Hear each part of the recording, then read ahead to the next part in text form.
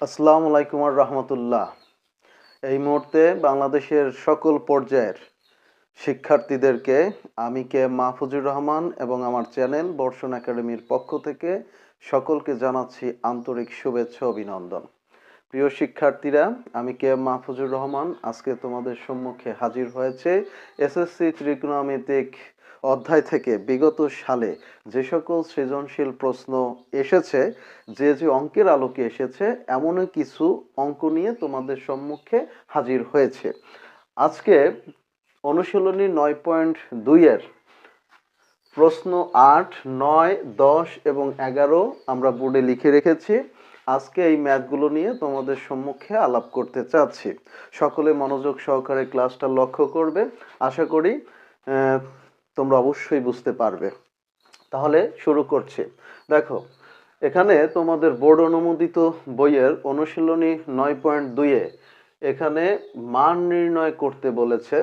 8 number প্রশ্নটাই হচ্ছে মান নির্ণয় করতে বলেছে।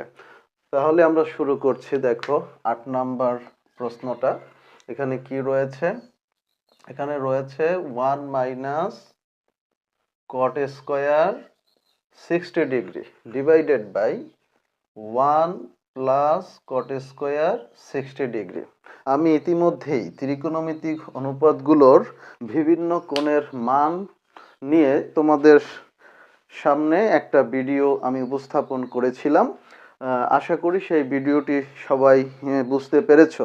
আর যারা আমার ভিডিওটি এখনো দেখোনি, তারা এই অঙ্কগুলো করার আগে অবশ্যই সেই ভিডিওটা একবার দেখে নিবে। আশা করি সকলে বুঝতে পারবে। দেখো, আমাদের এই রাশিটার এখানে মান নির্ণয় করতে বলেছে। এখানে দেখো কি রয়েছে, 1 minus cot square 60 degree divided by 1 plus cot square 60 degree. আমরা এই কট 60 ডিগ্রির মান কিন্তু আমাদের জানার কথা, কারণ ইতিপূর্বেই এ নিয়ে ভিডিও দেয়া হয়েছে বিভিন্ন ত্রিকোণমিতিক অনুপাতের বিভিন্ন কোণের মানের উপরে। তাহলে এই কট 60 ডিগ্রির মানটা আমরা বসিয়ে দেব। এদিকে আমার 1 রয়েছে, এই মাইনাস কট 60 ডিগ্রির মান হচ্ছে 1 ডিভাইডেড বাই √3, উপরে রয়েছে হচ্ছে স্কোয়ার। এবারে ডিভাইডেড বাই নিচে আসো, এই এখানে 1 রয়েছে প্লাস কট 60 ডিগ্রির মান হচ্ছে 1 ডিভাইডেড বাই √3, আমার উপরে স্কোয়ার রয়েছে। এরপরে দেখো কি করা যায়। এখানে 1 রয়েছে, পরে মাইনাস রয়েছে। এখানে হোল স্কোয়ারটাকে আমরা এখন ভাঙাবো। 1 এর স্কোয়ার করলে 1 হয়। নিচে দেখো রুট স্কোয়ারে কাটাকাটি, তাহলে নিচে থাকতেছে হচ্ছে 3 ডিভাইডেড বাই নিচে এই 1 1, এই প্লাস। এখন এটার হোল স্কোয়ার ভাঙাবো। 1 এর স্কোয়ার করলে 1 হচ্ছে, রুট আর স্কোয়ারে কাটাকাটি, নিচে থাকতেছে হচ্ছে 3। এরপরে দেখো কি করা যায়, এই উপরে আমরা ভগ্নাংশের বিয়োগ করতে পারি। তাহলে ভগ্নাংশের বিয়োগ করার ক্ষেত্রে উপরে দেখো এখানে হচ্ছে আমার 3 হচ্ছে লসাগু আসতেছে। এই 1 এর নিচে একটা কিন্তু 1 রয়েছে। আমি এর আগের ক্লাসেও এ বিষয়ে আলাপ করেছি যে প্রত্যেকটা পূর্ণ সংখ্যার নিচে মনে করো 3 রয়েছে, মানে 3 কে আমরা p ডিভাইডেড বাই কিউ আকারে, মানে মূলদ সংখ্যা আকারে প্রকাশ করতে পারি। এজন্য এর নিচে সবসময় কি থাকে, 1 থাকে। তাহলে এই 3 থেকে 1 যদি আমরা ভাগ দেই তাহলে হচ্ছে 3 থাকে, এবং যে ভাগফলটা আসবে সেটা আবার লবের সাথে গুণ, তার মানে 3 অক্ষে 3 মাইনাস এখান থেকে 3 3 ভাগ করলে হচ্ছে 1 1 1 গুণ করলে হচ্ছে 1। এবার আমরা নিচে আসো, নিচে ভগ্নাংশের যোগ করব, কারণ এখানে যোগ রয়েছে। তাহলে এখানে লসাগু হচ্ছে আমার 3, নিচে 1 রয়েছে, 3 ভাগ 1 মানে 3, 3 এর সাথে 1 গুণ করলে হচ্ছে 3, এই প্লাস 3 3 ভাগ করলে 1, আবার 1 1 গুণ করলে হচ্ছে 1। এরপরে দেখো কি করা যায়।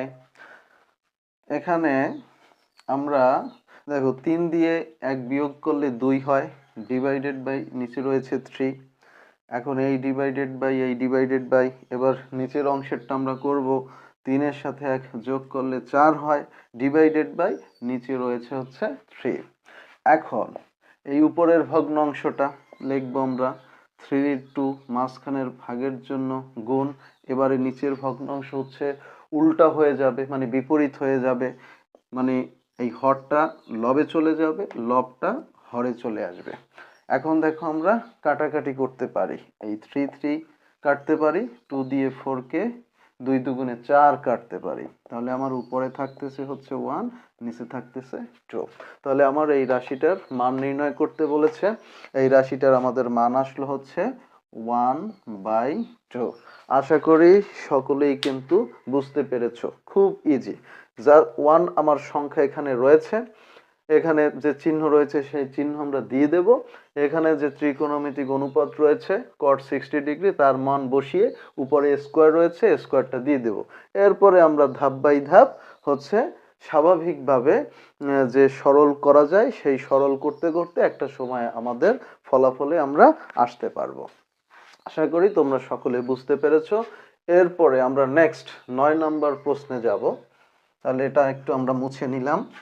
এবারে আমাদের আলোচ্য বিষয় হচ্ছে প্রশ্ন নাম্বার 9। দেখো সেখানে কি রয়েছে, 8 নাম্বার যদি বোঝা যায় তাহলে 9 নাম্বার কিন্তু একই রকম।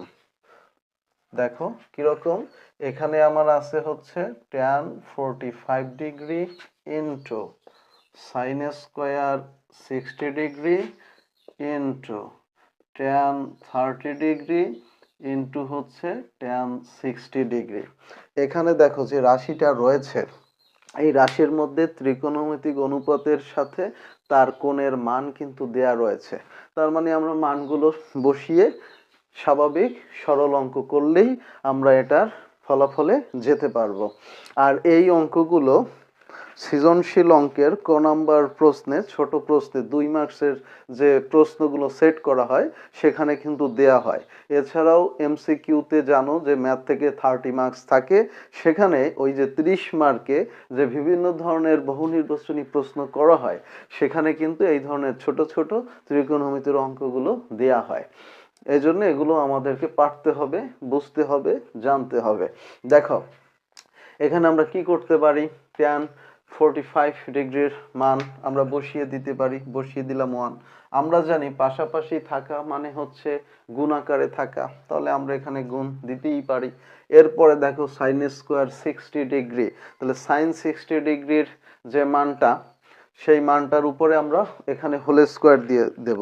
sin 60 ডিগ্রির মান কত, 0 1 2 3, তার মানে √3 ডিভাইডেড বাই 2, এই √3 ডিভাইডেড বাই 2 উপরে রয়েছে হচ্ছে হোল স্কোয়ার ইনটু দেখো tan 30 ডিগ্রির মান আমরা জানি হচ্ছে 1 ডিভাইডেড বাই √3, আবার এখানে ইনটু, এটাকে আমরা ইনটু দিতে পারতাম, একই কথা। ইনটু কিন্তু ডট দিয়েও প্রকাশ করা হয়, আবার এই ক্রস চিহ্ন দিয়ে কিন্তু প্রকাশ করা হয়, মানে এটাকে মাল্টিপ্লিকেশন চিহ্ন বলা হয়। এখন এরপরে দেখো tan 60 ডিগ্রি, tan 60 ডিগ্রির মান হচ্ছে √3, আমরা বসিয়ে দিলাম। এখন আমরা যা করতে পারি তাই করব, এখানে 1, এখানে গুণ, এই হোল স্কোয়ারটাকে আমরা ভাঙাতে পারি, রুট স্কোয়ারে কাটা, তাহলে এখানে থাকতেছে হচ্ছে আমার 3, 2 এর স্কোয়ার করলে থাকতেছে 2 দুগুণে 4, এই হচ্ছে ইনটু, এখানে থাকতেছে 1/√3 ইনটু এখানে থাকতেছে √3, সবগুলো দেখো গুণ আকারে রয়েছে। এখন আমরা উপরে এবং নিচে মানে লব এবং হর থেকে দেখো যে কি কাটাকাটি আমরা করতে পারি। এখানে উপরে √3 নিচে √3 আমরা কাটতে পারি।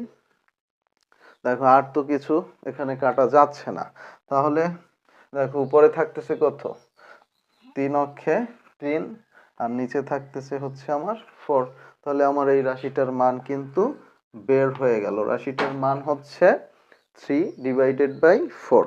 এখানে ত্রিকোণমিতিক অনুপাতগুলো পাশাপাশি গুণ আকারে রয়েছে, আমরা ত্রিকোণমিতিক অনুপাতগুলোর যে কোণের মান এখানে আছে সেই মানগুলো আমরা বসিয়ে দেব, যেটার উপরে স্কোয়ার আছে সেই স্কোয়ার, সেটার উপরে আমরা হচ্ছে স্কোয়ার দিয়ে দিব, তারপরে সরল করব, আমাদের মান চলে আসবে। আশা করি তোমরা সকলে বুঝতে পেরেছো। এরপরে আমরা নেক্সট 10 নম্বর প্রশ্নে যাচ্ছি। তাহলে এবারে আমরা করব প্রশ্ন নাম্বার 10। দেখো আমরা 10 নাম্বার এখন করব। এখানে আমাদের 10 নাম্বারে কি দেয়া রয়েছে, এখানে আছে 1 minus cos square 60 degree divided by 1 plus cos square 60 degree plus sec square 60 degree. তাহলে আপাতত আমরা রাশিটাকে একটু উঠিয়ে নেই।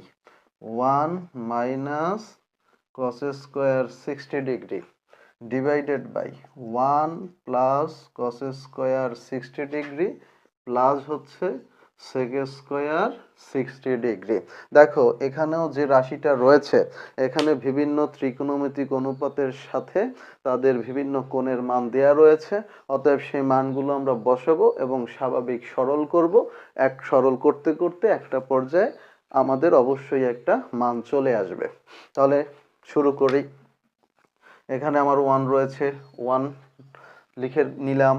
এইখানে মাইনাস, এই মাইনাস, এখানে দেখো কস স্কোয়ার 60 ডিগ্রি, তাহলে কস 60 ডিগ্রির মান বসিয়ে তার উপরে আমরা হোল স্কোয়ার দিয়ে দিব। তাহলে কস 60 ডিগ্রির মান হচ্ছে 4321, মানে হচ্ছে 1 ডিভাইডেড বাই হচ্ছে 2 হাফ। এই cos 60 ডিগ্রির মান হচ্ছে হাফ, এই উপরে রয়েছে হচ্ছে হোল স্কোয়ার ডিভাইডেড বাই এই হচ্ছে 1, এই হচ্ছে plus cos square 60 degree, cos 60 ডিগ্রির মান হচ্ছে হাফ, এই উপরে হচ্ছে হোল স্কোয়ার প্লাস এরপরে দেখো sec 60 degree, sec 60 degree cos 60 ডিগ্রির বিপরীত হচ্ছে sec 60 ডিগ্রি। তাহলে এটা যদি হাফ হয়, হাফের বিপরীত হচ্ছে 2, এই cos 60 ডিগ্রির মান হচ্ছে 2 আর এই উপরে রয়েছে হচ্ছে স্কোয়ার। আমাদের পর্যাপ্ত ডান পাশে জায়গা রয়েছে, আমরা এদিকটাই করি। দেখো এখানে এই সমান চিহ্ন দিয়ে নিলাম। এখানে আমার এই 1, এই 1, এই মাইনাস, এই মাইনাস। এখন এটার হোল স্কোয়ার ভাঙাবো। 1 এর স্কোয়ার করলে 1 হয়, নিচে 2 এর স্কোয়ার করলে 2 দুগুণে 4 হয়, ডিভাইডেড বাই এরপরে নিচে এই 1, এই 1, এই প্লাস, এই প্লাস। এখন এটার হোল স্কোয়ারটাকে ভাঙাবো। 1 এর স্কোয়ার করলে হচ্ছে 1, 2 এর স্কোয়ার করলে হচ্ছে 2 দুগুণে 4 প্লাস এখানে দেখো 2 এর স্কোয়ার করলে আমরা পাচ্ছি 2 দুগুণে 4। এখন কি করা যায়, এই উপরে ভগ্নাংশের বিয়োগ করা যায়, নিচে ভগ্নাংশের যোগ করা যায়, সেটাই আমরা করব। তাহলে এখানে দেখো উপরে লসাগু থাকতেছে হচ্ছে 4, এই 1 এর নিচে 1 রয়েছে, 4 দিয়ে 1 কে ভাগ করলে হচ্ছে 4, 4 এর সাথে 1 গুণ করলে 4 অক্ষে 4, এই হচ্ছে মাইনাস, 4 দিয়ে 4 ভাগ করলে 1, 1 এর সাথে 1 গুণ করলে হচ্ছে 1, ডিভাইডেড বাই এবারে নিচের অংশে আসো। নিচের অংশে এখানেও লসাগু হচ্ছে 4, 4 দিয়ে 1 কে ভাগ করলে 4 হয়, 4 এর সাথে 1 গুণ করলে 4 হয়, প্লাস 4 দিয়ে 4 ভাগ করলে 1 হয়, 1 এর সাথে 1 গুণ করলে 1 হয়, সামনে থাকতেছে এই প্লাস 4। এখন নেক্সট লাইন কি করা যায়, এখানে দেখো উপরে 4 থেকে 1 বিয়োগ দিলে 3 হয়, নিচে থাকতেছে 4। এবারে নিচে আসো, এখানে 4 এর সাথে 1 যোগ করলে 5 হয়, নিচে থাকতেছে 4 প্লাস এখানে আমরা হচ্ছে এই 4টা লিখে নিলাম। এরপরে দেখো নেক্সট লাইন, এর পরের লাইন, এই সমান চিহ্ন দাও, এই উপরের ভগ্নাংশটা আমরা লিখতে পারি 3 ডিভাইডেড বাই 4, এই ভাগের জন্য আমরা দিয়ে নিলাম হচ্ছে গুণ। এবারে নিচের ভগ্নাংশটা বিপরীত হয়ে যাবে, এই 4 যাবে হচ্ছে উপরে, 5 যাবে হচ্ছে নিচে, এই প্লাস আমার সামনে থাকতেছে হচ্ছে 4। এখন দেখো আমরা জানি সরলে গুণের কাজ আগে, আগে আমরা গুণের কাজ করব। এইটুকুতে কি করা যায়, উপরের 4 নিচের 4 কাটা যায়, এখানে উপরে থাকতেছে 3, নিচে থাকতেছে হচ্ছে 5, সামনে থাকতেছে প্লাস, এই হচ্ছে 4। এখন এইটুকুকে আমরা কি করব, যোগ করব। তো যোগ করলে দেখো এখানে আমার লসাগু আসতেছে হচ্ছে 5, 5 দিয়ে 5 ভাগ করলে 1, 1 এর সাথে 3 গুণ করলে 3, এই প্লাস এই 4 এর নিচে 1 রয়েছে, 1 ভাগ 5 ভাগ হচ্ছে 1 মানে হচ্ছে 5, 5 এর সাথে 4 যদি গুণ করো 4 5 20, এখানে 20 আর 3 যোগ করলে হচ্ছে 23 মানে 23, ডিভাইডেড বাই নিচে থাকতেছে হচ্ছে 5। দেখো আমাদের মান কিন্তু চলে এসেছে। আমাদের 10 নম্বর প্রশ্নটার মান আসছে হচ্ছে 23 ডিভাইডেড বাই 5। এখানে দেখো যে আমাদের যে ত্রিকোণমিতিক অনুপাত রয়েছে তার যে এই কোণের যে মান সেই কোণের মানটা হচ্ছে আমরা বসিয়ে দেব, বসিয়ে দিয়ে স্বাভাবিকভাবে সরল অঙ্ক আমরা করে যাব, করতে করতে একটা সময় আমাদের ফলাফল কিন্তু চলে আসবে। আশা করি তোমরা সকলে বুঝতে পেরেছ। এরপরে দেখো প্রশ্ন নাম্বার 11, এখানেও কিন্তু বিভিন্ন ত্রিকোণমিতিক অনুপাতের সাথে তাদের বিভিন্ন কোণের মান দেয়া রয়েছে এবং এটার উপরে একটা স্কোয়ার আছে, এটার উপরে একটা স্কোয়ার রয়েছে। এই cot 60 ডিগ্রির মান বসিয়ে এর হোল স্কোয়ার দিয়ে দিবে, কোসেক 30 ডিগ্রির মান বসিয়ে এর হোল স্কোয়ার দিয়ে দিবে। তারপর এখানে এই তিনটা গুণ আকারে রয়েছে, তারপর মান বসানোর পরে গুণ করে উপরে নিচে কাটাকাটি করলে অবশ্যই একটা মান চলে আসবে।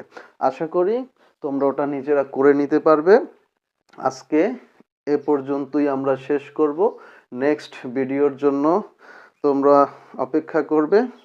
ইনশাআল্লাহ সকলে ভালো থাকবে, আমার জন্য সকলে দোয়া করবে এবং সকলে ভালোভাবে পড়াশোনা করো, জেনে শুনে বুঝে তারপরে পড়াশোনা করো। মুখস্থ করার প্রবণতা বাদ দাও। নিজেরা যে টপিকসটাই পড়ো না কেন, যে ম্যাথটাই করবে না কেন, সেই ম্যাথটাকে মন থেকে আত্মস্থ করে বুঝে শুনে ব্রেনের সাথে সমন্বয় করে তারপরে খাতা কলম নিয়ে অনুসরণ করো। এইভাবে করে হচ্ছে ম্যাথ করো, তাহলে দেখবা যে ম্যাথ করতে গিয়ে অনেক নিজের কাছে ভালো লাগতেছে, বুঝতে সুবিধা হচ্ছে এবং নিজের মধ্যে একটা আত্মতৃপ্তি অবশ্যই কাজ করবে। আজকের মতো এখানেই শেষ করছি। আল্লাহ হাফেজ।